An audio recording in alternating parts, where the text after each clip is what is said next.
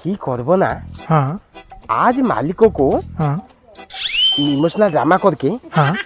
10,000 টাকা অ্যাডভান্স মাগি আমি বলবে হ্যাঁ আমার বৌদিরও দেহ খারাপ আছে হ্যাঁ ঠিক আছে হ্যাঁ মালকে বলবে 10,000 টাকা অ্যাডভান্স দেবে রাত্রি 7:30 রে